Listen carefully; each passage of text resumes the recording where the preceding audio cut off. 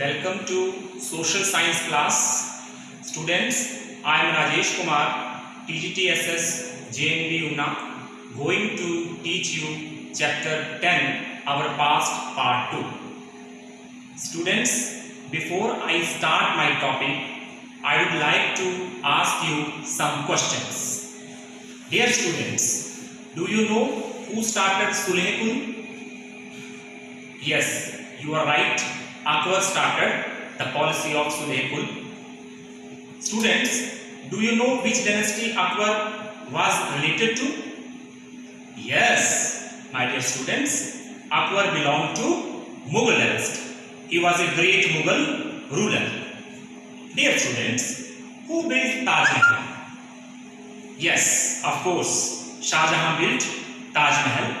And my dear students, Shah Jahan was also a Mughal ruler. Now students, can you tell me who was last powerful Mughal ruler? Yes, Aurangzeb was last powerful Mughal ruler. But my dear students, after the death of Mughal Emperor Aurangzeb, the Mughal Empire started declining. So my dear students, in this chapter, 18th century political formation, we will study about the political condition of India from 1707 to 1761. We will also try to understand the causes of decline of Mughal Empire, and we will also study the emergence of new political groups in the subcontinent.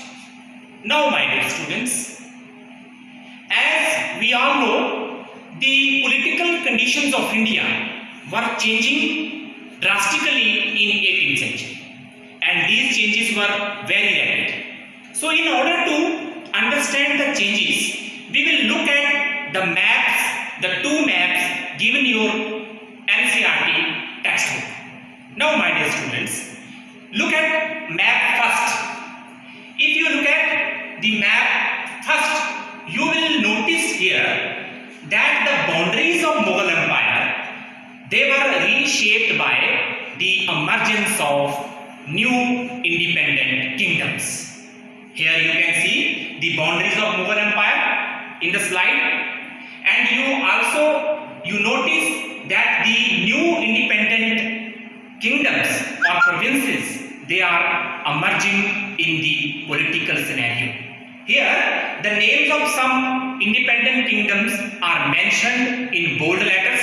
You can see the 6 are here: Jats, Awadh, then Bengal, Hyderabad, and Rajputs. These were the independent provinces. Some of them became independent after the death of Aurangzeb, and some of them were becoming independent during later Mughal period. Now, dear students, look at another map also. You can see here a new political formation emerged during the second half of 18th century. In second half of 18th century, you will notice that East India Company had grabbed the territory of India. Here you can see eastern portion. In Bengal, the Bengal was captured by East India Company in 1757, and during 1757, the Battle of Plassey, Sirajuddaula was defeated by the British Army, and in this way, Britishers they conquered the Bengal. But my dear student, this is not our topic. In this particular topic, we will study about the period between 1707, that is the period of the death of Mughal Emperor Aurangzeb, and between the period of 1761. So we will study the political conditions or political formation of India between the period of 1707 to 1761. Now, my dear students, you have already studied about later Mughals or the great Mughals in chapter 4 of NCERT. My dear students, in this chapter, you came to know another term, that is later Mughals. Now, who were later Mughals? So, later Mughals, the Mughal Empire was founded by Babur. Aurangzeb's successors were the later Mughals, and they ruled for almost 150 years, that is from 1707 to 1857, and important among them were Bahadur Shah first, Jahangir Shah, Farrukh Sir, and Muhammad Shah. These all rulers were known as later Mughals. Now students, why they are known as later Mughals? They were known as later Mughals because the successors of Aurangzeb, they were very weak rulers. They were not in a position to integrate India. During their period, India was divided into several independent kingdoms and principalities. Now students, as you have already studied about the great Mughals, so you should know the name of these 6 great Mughal rulers. Why they are great Mughals? Because they were powerful. So as you know that Babur founded the Mughal Empire in 1526, and the date 1526 is very historic date in Indian history, because on that day Babur defeated Ibrahim Lodi in the first battle of Panipat. After that, the Mughal territory was extended by his successors Humayun, then Akbar, Jahangir, Shah Jahan, and Aurangzeb. So these all were known as greater Mughals because they were very powerful and they had a vast empire. Students, you have already studied about the greater Mughals or the early Mughals. But my dear students, now you will be surprised to know that after the death of Aurangzeb, the Mughal Empire that started declining. So beginning of the decline of Mughal Empire can be traced to the strong rule of Aurangzeb. Now, their question will be there in your mind that how a great Mughal Empire, which was so powerful and which was so strong during the great Mughal period, that started declining, or by the end of 8th century that came to an end, and Britishers, they control the India. So there are so many factors, my dear students. We will discuss these factors one by one.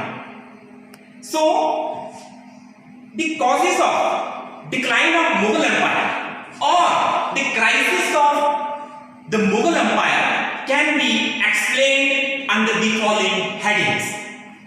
So first cause of decline of Mughal Empire was Deccan policy of Aurangzeb.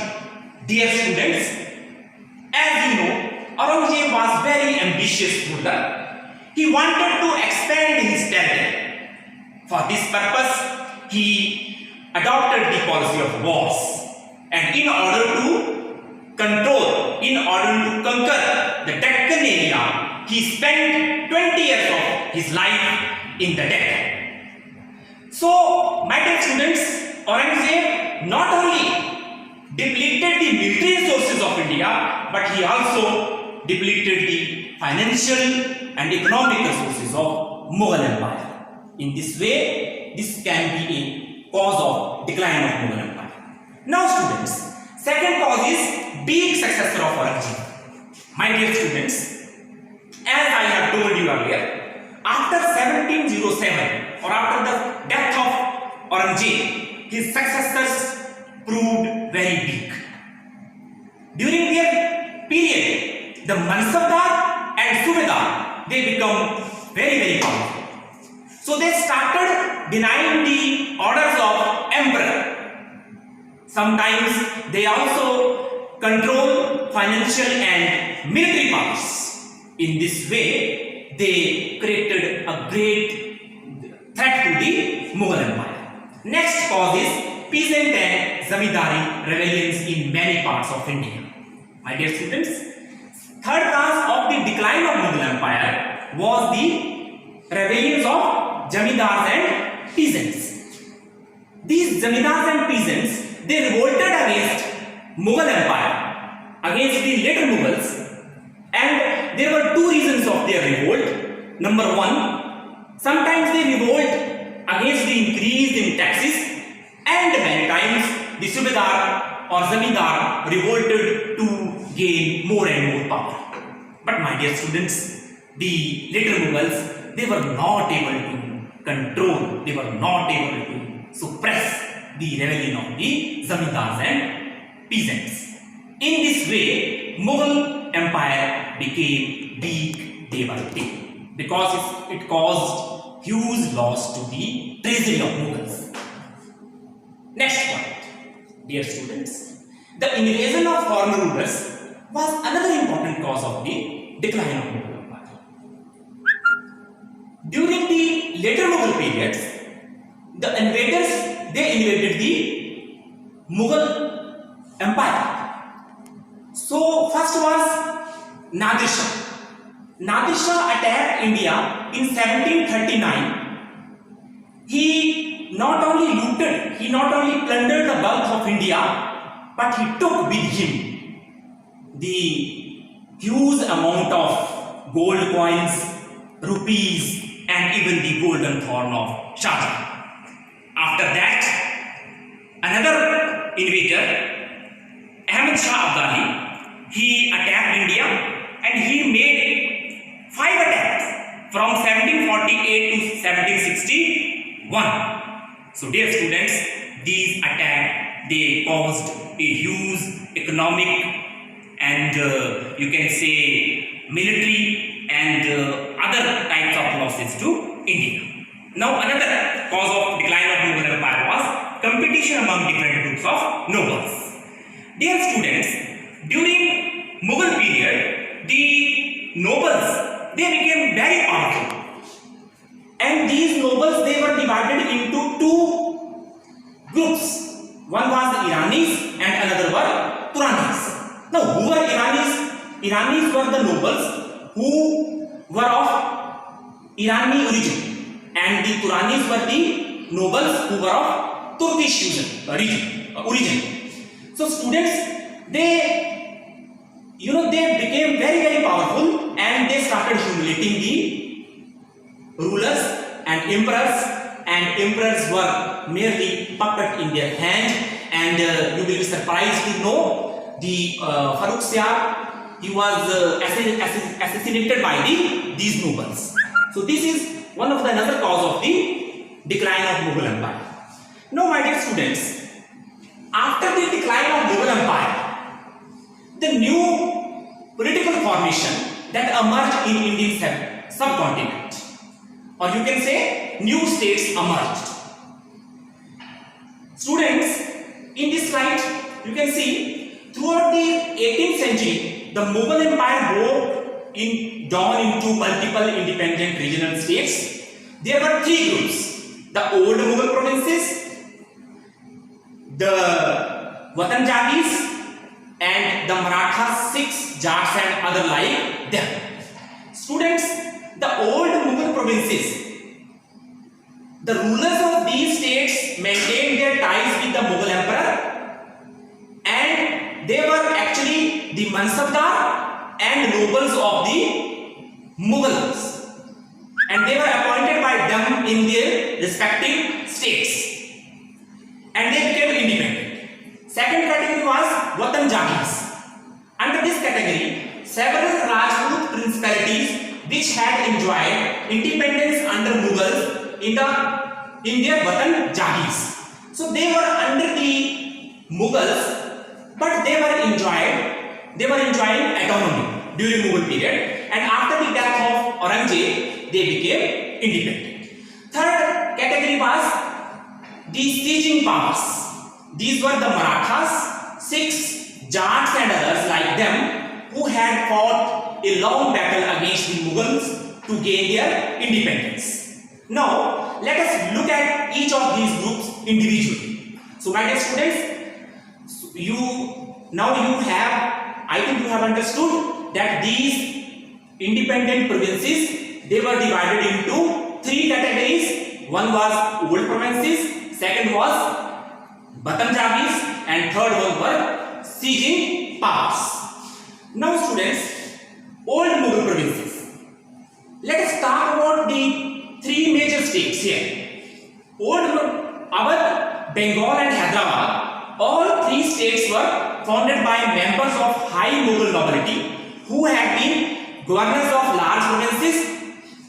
Sadat Khan, he was a founder of Awadh. Murshid Quli Khan, he was a founder of Bengal, and Asaf Jah, he was a founder of Hyderabad. Dear students, these three states were the old Mughal provinces because their founding members, they were Mughal nobility.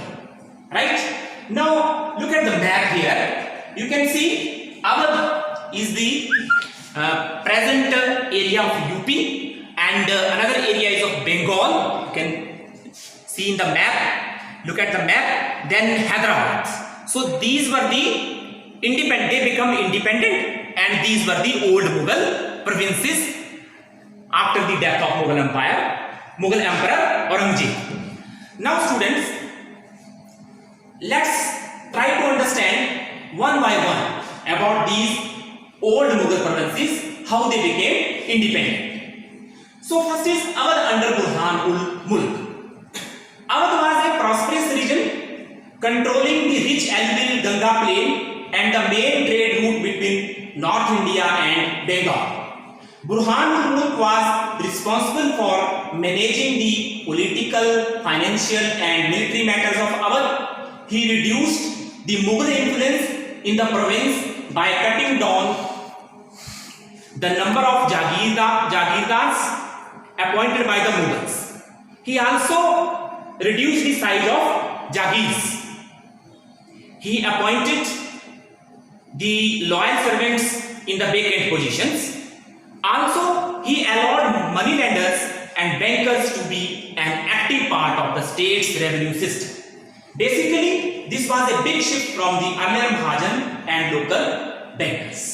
So, dear students, Sadat Khan, he was the founder of the Awadh province. He was appointed the governor of Awadh in 1722. Burhan-ul-Mulk, he held the offices of Subedar, Diwan and Fauzdar. So he tried his best to bring law and order in the Awadh. After his death in 1739 AD, his son-in-law Safdarjung came to the throne. After the death of Mughal Emperor Muhammad Shah, he also became the Wazir for some years. He founded an independent dynasty in Awadh. He and his son Shuja'ud-Dawla brought about peace and prosperity in Awadh. They extended their authority up to Rohilkhand territory to the east of Delhi. So students, the